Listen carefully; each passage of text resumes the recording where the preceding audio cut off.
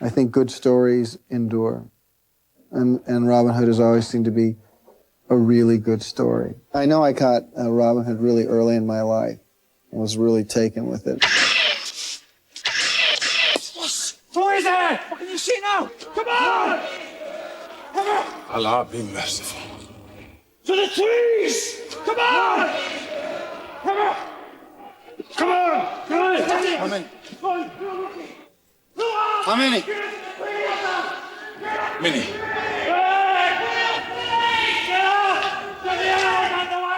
He is a hero.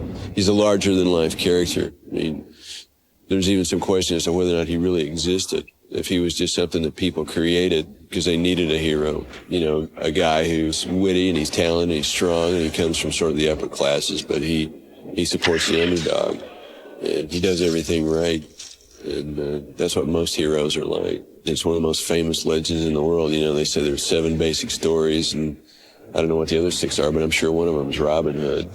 What that tells you is that already by 1261, the term "he's a Robin Hood" was being used to describe an outlaw, like he's a hood in the States. And he's a hood in the States comes from it, of course, because it's based on the Robin Hood legend. So if Robin Hood really lived, he must have lived long enough before 1261 for his stories to be in circulation. Basically, somewhere between information being passed between villages and people who are good at storytelling adding to that information to turn it into stories. That's where the Robin Hood legend began. He started writing the ballads, then they were turned into prose, then they became plays, then they became silent movies. Then, you know, each generation would add to it. You see pictures of Robin Hood and the Merry Men, and you know what I mean?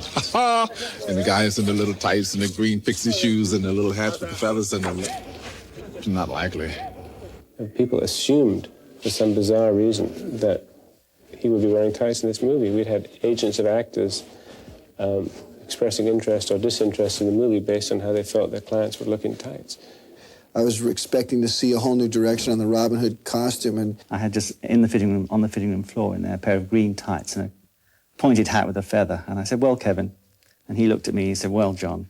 I had just been told that this guy had a very good take on and a new take on how Robin should be, and so they all got a very good laugh out of that. Yeah, we just wanted to horrify him. And it honestly never occurred to any of the filmmakers for a single second to put our Robin Hood in tights. It just isn't that kind of movie. The clothes make the man. When you go to the movies, when I was a kid, you go to the movies and you come back and you play the parts, you know. You don't recreate the movie, just the characters. So we used to make bows and arrows. You have to get a bow from a pecan tree limb. It has the most spring in it. And you'd have to use twine for the string because you couldn't just use store-bought string. It's too weak. I actually am representing a race of people who were civilized at a time when, in the Middle Ages, Europe was a rather backward place. So my character actually is one who is rather exotic, and you put him in a place like England, and he just watches the way you would in any situation where you're in a different and, for all intents and purposes, we can say backward culture.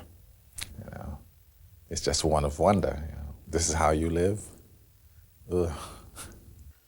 I'm there with him. I mean, I've come back from Palestine with the idea that him having saved my life, I will stay with him until I save his.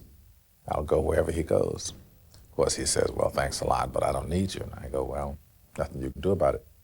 She vows chastity until they become married, and therefore she takes the name Maid Marian. She was very much her own woman anyway, and given her introduction to the film, any woman that makes that decision hopefully knows what she's doing, or is hoping she knows what she's doing. So, no, she's not looking for that wonderful guy either. You know, she's quite fine the way she is. You know, she's very young as well, and she's taken on a great amount of responsibility. It's a bit more lighthearted. As Kevin Reynolds said, this should be a lark.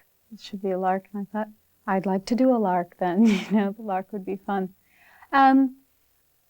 I wasn't as instrumental a character in the film, so it meant I wouldn't be working as much. I was already in England and I quite wanted to stay there, so it was nice that there suddenly was a job at my doorstep. I liked all the people involved. I was looking forward to working with them. I guess it's the first film I've really done where I guess it's a real fairy tale kind of film. It's the biggest movie I think I've ever been a part of. I really got to play a very interesting character, you know, one that has more of a back history that's explained more towards the end of the film. He starts out, I think he was always sort of dreamt of himself as being some kind of a leader, you know. And then all of a sudden, when this Robin Hood character comes along, you know, he sort of takes all the glory away from Will. You know, I mean, things were nice and peaceful. And then, of course, when Will Scarlet hears who it is, you know, Robin Hood, he immediately becomes withdrawn from all of the merry men. You know, he just pulls away, becomes incredibly reserved and angry and hurt because Robin Hood, in a bizarre sort of way, destroyed his life. Nick Brimble, Little John, he was just a wonderful. All the supporting cast, everybody, hilarious, creative people. I was so impressed. I believe Kevin Reynolds really hired a lot of actors that he knew he could count on in a pinch, because we really, you know, had to do this movie, and it was going to be very expensive and a lot of work and time consuming. So he hired actors that he knew he could rely on for help, you know, to get him through. It was tough. There's no question. It was the hardest picture I've ever worked on. When you're shooting a sequence, one of the best feelings is when you watch something unfold before your eyes and you really get excited and into it and you see it working. I mean, that's why I do it, is because those sort of ephemeral moments that are there and then they're suddenly gone, and hopefully you captured them on film. When he fires, boom. He was making a film, and I wanted to come out here and help. Boom. First one, back on him. Pulls the second one over his shoulder. Boom. We're lucky because when we work together, we can speak in a certain kind of shorthand that only comes with knowing someone. And it's great because we can just be completely open with each other and say, no, I don't like that, or, yeah, that's great. Boom. And then you turn here. Whack. And then he goes on up the hill. Well, it's funny because I had actually known Kevin a couple years before we did Fandango. When I was doing a student film at USC, he came in and read for it. Yeah, and it was the role was between he and another guy, and I cast the other guy. I'm not very good at this. Boy. How are we going to cook it?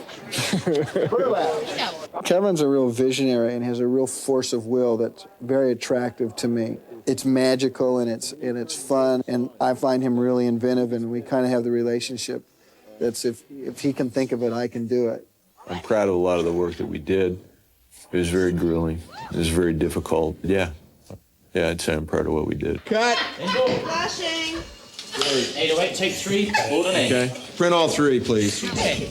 My personal reason for doing Robin Hood was that genuinely inside me was a desire to create the myth of Robin Hood again as I believed it could have happened. The childhood dream of making movies is to make an action movie, you know what I mean? You know, sword fighting and shooting bows and arrows and riding horses and jumping fences, and, you know, that's fun. It's his opinion I saved his life, and his religious beliefs are such that he dedicates his life to repaying that debt, the debt of life. Well, he of course feigns uselessness, but he's always got an eye on me, and from his point of view would not have let anything happen to me. I can't do this with all that racket!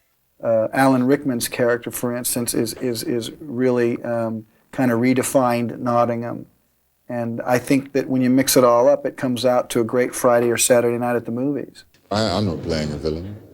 I'm just playing somebody who has a certain checklist of things that he wants in life, and he goes after them. And other people say, like Robin Hood decides, that's appalling and it must be stopped. I constantly wanted the Sheriff of Nottingham to be something more than a one-dimensional Darth Vader bad guy. He brings a lot of humor to the part, but a lot of wickedness at the same time, so that he's a lot of fun to watch. I approach every part I'm asked to do and decide to do from exactly the same angle. Who is this person? What does he want? How does he attempt to get it? What happens to him if he doesn't get it, or if he does? Well, I've learned a lot working with Bruce and Kevin. I mean, I'm the one that's there to learn, actually, in that situation, because film has come as, it's a great pleasure to me to work on film now, as well as on the stage. But it is no soft option. You have to think a lot quicker and be a lot more immediate. And watching Bruce and Kevin and Tom Selleck deal with that has been an education. She isn't much like him.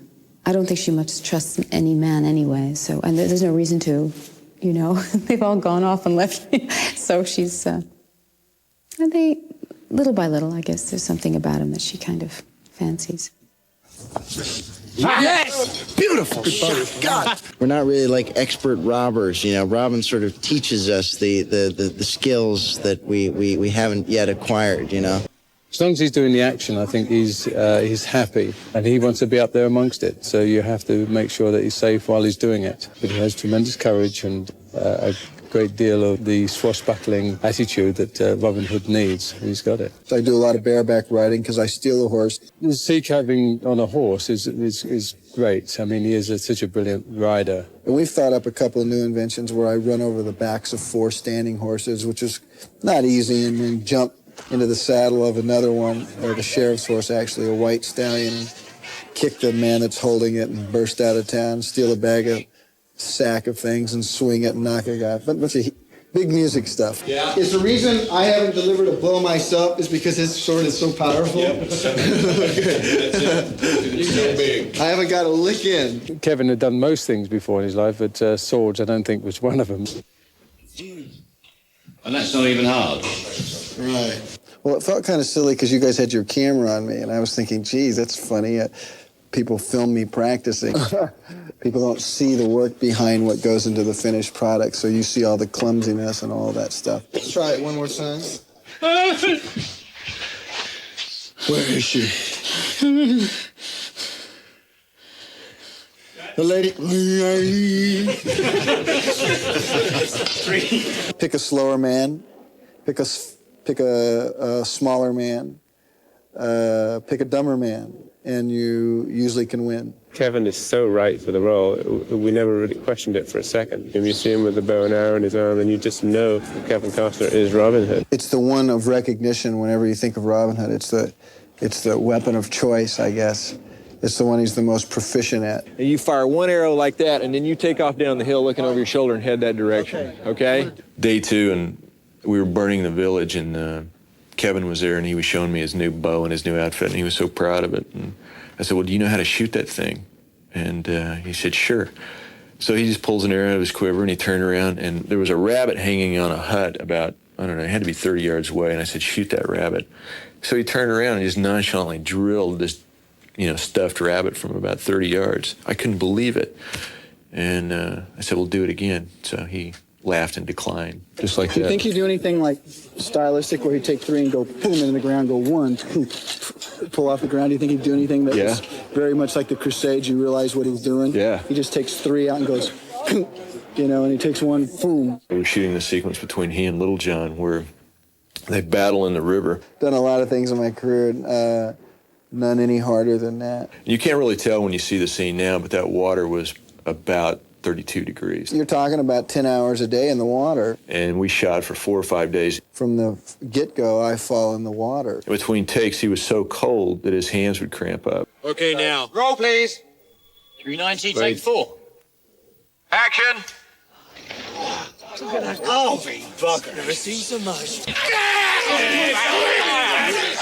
I got to kick him in the face. It's kind of strange, to sit there and go, hi, Kevin, how are you? Bap! And they go running off. We have much to celebrate. Yeah. If you wish to share the good Lord's brew, You must fist me for it! Oh, my lord! What are you doing? And cut! Where does it say I get the shit out of me? And he can pull it off. It's not like he'll stand there for the close-ups and then he calls for the double, you know, for the difficult stuff, you know. He does it all, you know, with a certain amount of panache. He's really good at what he does. I don't know. He's just one of those actors that grabs you, you know, you like him. I would just give him a 10. The music is the last ingredient that can help to extract the emotions from the characters. If they're falling in love, you gush for them, and if they're crying, you weep silently for them. And that's why it's called underscore. It's more like underlining an emotion. It's big. It's full of heroics and power and real compassion. I've carried an idea of who Robin Hood is in my mind since I was 6, so that's a pretty strong vision to have musically. So this is how I do it. They give me the picture with these bar of timings underneath it. That's how I know when I'm supposed to be in, when I'm supposed to stop, and when I'm supposed to hit something. The orchestra loves playing flat out for long periods of time. They'll play anything, but they love just running. It's like getting on a horse and galloping. So this is what it feels like to us on the floor. This is a work of love. This has come from the heart. This is something that I really, really care about. Music is a real substance. It's a very powerful substance, and it's got to be taken seriously.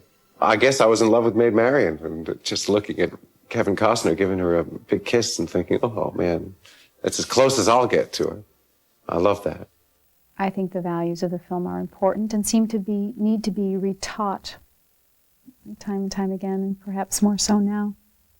And I think that Kevin Reynolds, the director, really stepped up in that department. You know, really stepped up and made it a spectacle when maybe it wasn't intended to be. What's most special to me is that it's a good movie, because that's really what my relationship is with an audience, and that's really what the promise is when I start one, is the fact to try to get it to that point, and to see Robin Hood turn out to be a very, very good movie, a movie that's really exciting and one that's worthy of anticipation.